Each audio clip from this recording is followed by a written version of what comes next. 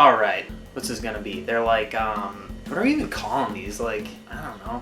They're just like one note per string modal arpeggios. Let's go with that. That's kind of what it is. Pretty sick way to break up a scale. All right, let's just run through the shapes real quick. G major. Okay, high budget, here we go. All right, here's what the major shape looks like. We're starting on 3rd fret, low E, just like usual. So your first shape is kind of like an add 9 power chord sort of deal. So, you got your power chord. It's like power chords stacked on top of each other, sort of. So, you got your 1, 5, and then your 9, or your 2nd degree of the scale is on top. So you get that cool, like, spacey effect. The next one, that's where the 2nd's going to be. So we got a major 2nd between the D and G strings. So we have that. And that's kind of like what restarts the cycle for the next stack of power chord, almost power chord shapes. So we have this 2nd.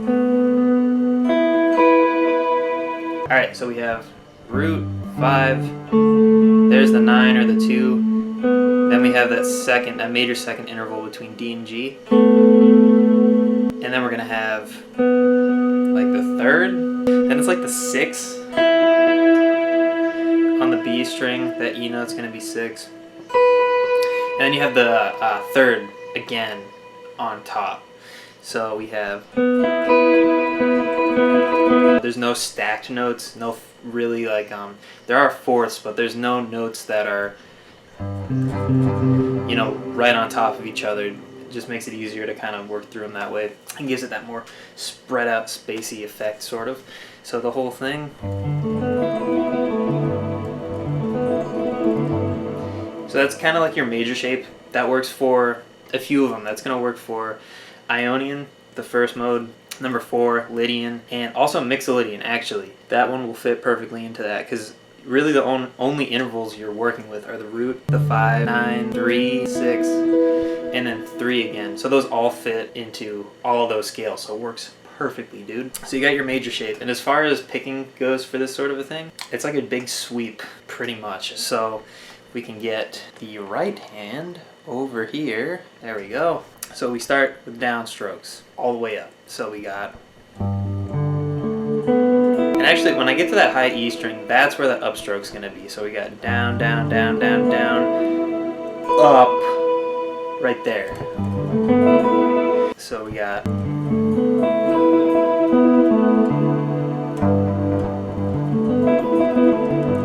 and I do kind of a weird thing. You can mess around with different combinations, different picking patterns or whatever. But I don't do the same movement when I get back to the low string. I go down, down, down, down, down, up, up, up, up, up, and then I actually upstroke the low string. It just works for the way I do it, but you can figure out, whatever works for you.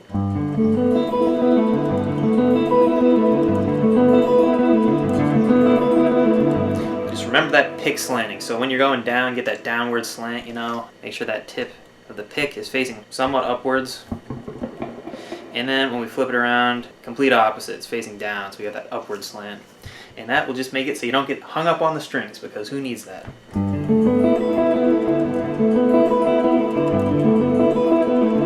So yeah, they're the same as kind of like your basic sweep picking mechanics. Just making sure your wrist isn't doing this sort of a thing.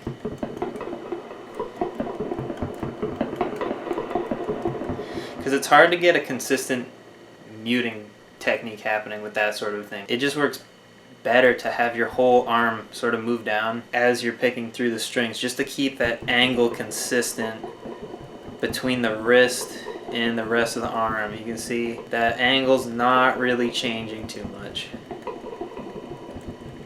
And that's exactly what we want for consistency in tone and muting and overall cleanliness. So that's the deal.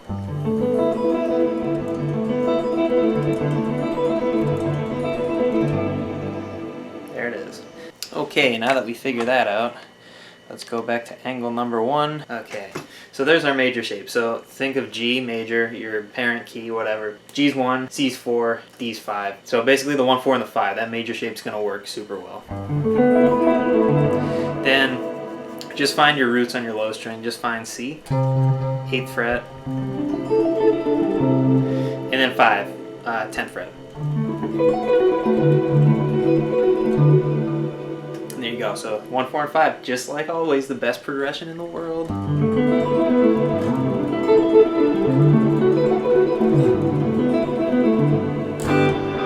Super sick, man. Cool way to break up the harmony in the scale. Those are your major shapes. Now for the minor ones, these ones I'm pretty sure are going to get a little weird. So let's look at number 2, thinking Dorian. So when we get to the top part of the scale, we have the natural 6. You got that F sharp on top. Watch out for that one. It's going to start the same way though. It's just going to be from the 5th fret, root 5, 9.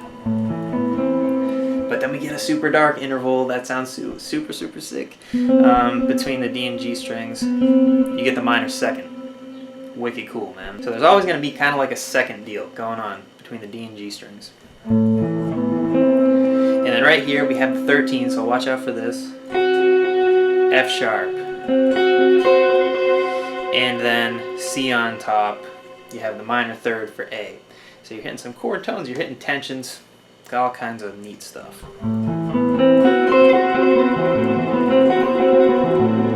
But dude, I'm telling you, if you play that over like a minor 13 type of deal, even just like a minor chord, minor 7, whatever, it's gonna sound so sick.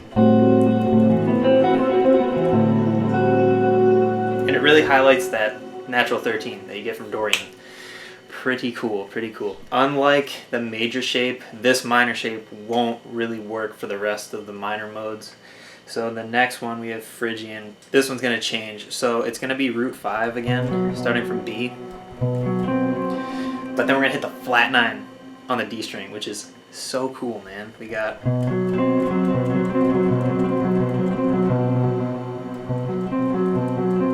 so spooky. It reminds me of like the soundtrack to Signs or something like that. Oof, yeah, that's. And then we get the major 2nd again between D and G, landing on D. There's gonna be the minor 3rd of B if anyone cares, but hey, it doesn't matter because it sounds really cool. So we go there,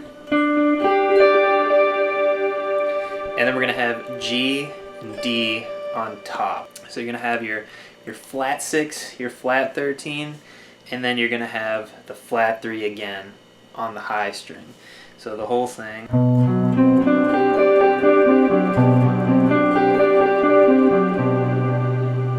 That is so sick.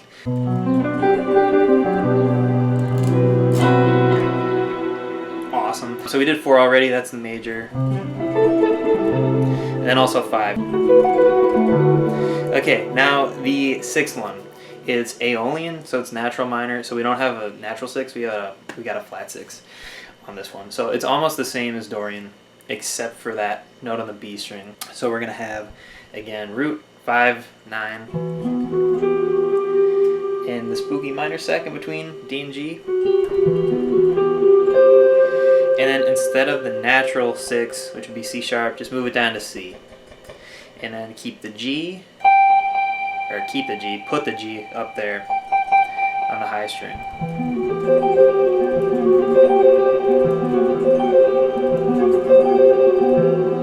There's like your natural minor. Almost the same as Dorian, just watch out for that B string. That's the one that's going to change. Last one got Locrian, so it's going to be different than all the other ones, pretty sure. So you can do it lower, high. Let's just do it up here, because why not? We start on F sharp. Now we want a flat 5 after that. That's what Locrian gets, again, in case anyone cares. Flat 5. And then flat 9 on the D string. And then, again, major 2nd between D and G. And then last 2 we have D on the B string, and then A up on the high E. So the intervals for this one, we have root, flat 5, flat 9, flat 3, and then flat 6, flat 3. This one's really symmetrical though. It's literally the same thing on each like 3-string grouping sort of. So look at your low strings, E, A, D. That sort of figure is exactly the same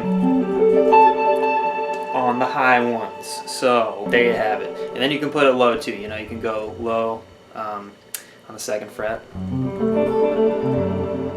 That'll work. It's a really cool way to break up Locrian too, because it's such like a tense, crazy sounding mode. It's hard to get that one to sound melodic, so that's a cool way to break it up. You know, if for some crazy reason you're jamming over like a minor 7 flat 5 type of thing, whatever, just put that over the whole thing. Why not?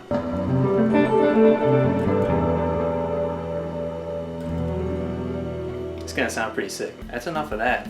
So we got those covered. So yeah, pretty sick. You can just kind of blend those in with your normal stuff, just like always. Again, keeping them short, so I think we're gonna call it right there. And we'll just see what comes out tomorrow. We're out of here.